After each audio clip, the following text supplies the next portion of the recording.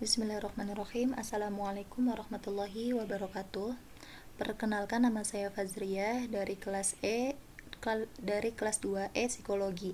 Di sini saya akan memaparkan tentang uji Max Nemer. Kapan sih digunakannya gitu? Yang digunakan uji ini untuk menguji dua sampel dependen gitu. Skala ukurnya itu adalah nominal dan ciri ujinya itu sebelum dan sesudah. Jadi sampel yang menguji saat sebelum sama dengan sampel yang menguji saat setelah atau sesudah.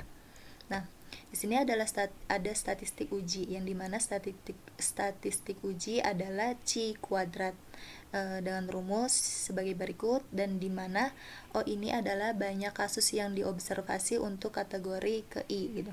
Dan untuk EI ini banyak kasus yang diharapkani untuk kategori KI. Nah, selanjutnya di sini ada rumus C kuadrat, yang dimana untuk menguji signifikasi suatu perubahan dua kategori seperti pada rumus berikut. Nah, yang menjadi perhatian kita adalah yang poin A dan juga yang poin D gitu. Nah, setelah itu ada rumus C kuadrat 3, yang dimana distribusi C kuadrat adalah distribusi kontinu.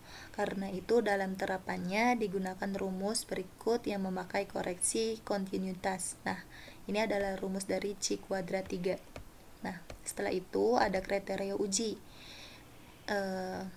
Kriteria uji ini tolak H0 atau H0 itu ditolak jika C square hitung itu lebih dari C square tabel, atau bisa dikatakan dengan P flu itu kurang dari alfa gitu. Dengan P flu itu nilai peluang terkecil menolak H0.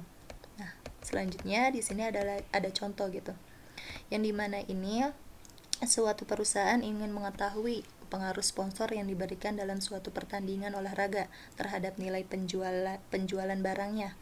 Dan dalam penelitian ini gunakan sampel yang diambil secara acak yang jumlah anggotanya adalah 200, dan ujilah apakah jumlah penjualan sebelum dan sesudah adanya sponsor itu berbeda. Ini bagian kategori atau bagian yang sebelum disponsori, dan ini yang sudah disponsori. Apakah ada perbedaan gitu atau tidak gitu. Mari kita mengujinya itu di SPSS. Nah, kita masuk ke data view, kita cantumin semua yang sebelum dan sesudah, yang sebelum disponsorin dan yang tidak membeli itu aku tandain dengan 1, dan yang tidak membeli itu tandain 2. Nah, untuk ininya datanya data nominal. Kita masuk ke data view. Nah, data yang sebelum disponsorin itu yang tidak membeli atau itu 1, terus ini yang sesudah 1 juga itu 65.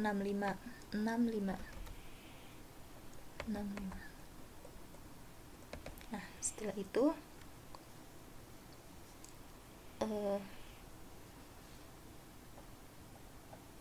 ini 1, ini yang 2 itu 85.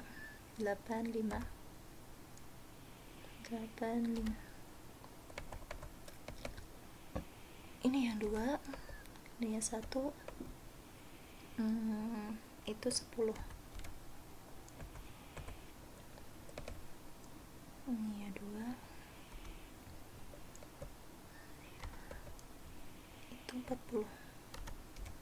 Nah, setelah ini sama halnya kita masuk ke data gitu. Data kita masuk yang bagian bawah, Y classes, kita klik ini, sama halnya kita frekuensi pindahin ke sini, kita oke. Nah, setelah itu kita masuk ke analisa, kita masuk ke ini ke ini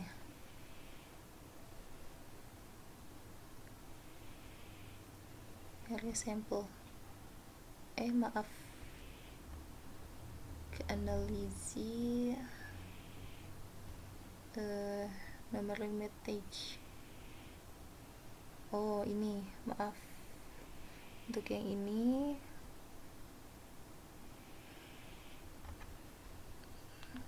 kita klik bagian Eh, kita bagian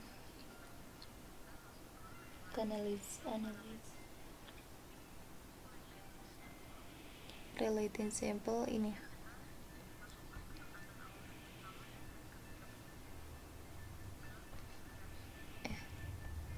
Analyze text relative sample ini. Nah, ini dipindahin ke sini, dan untuk sponsor itu dipindahin. Kita klik yang ini.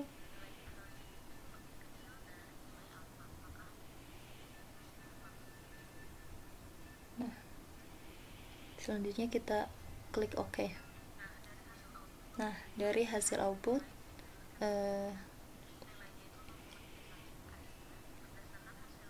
nilainya itu 0,000 ya. Bisa disimpulkan bahwa hasilnya itu lebih kecil dari nilai alfa gitu.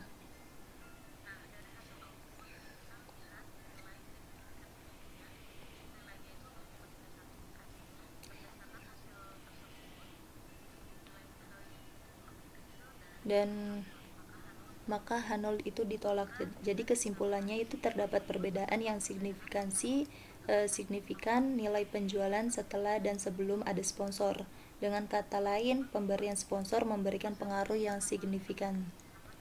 Mungkin untuk pertemuan kali ini sekian. Wassalamualaikum warahmatullahi wabarakatuh.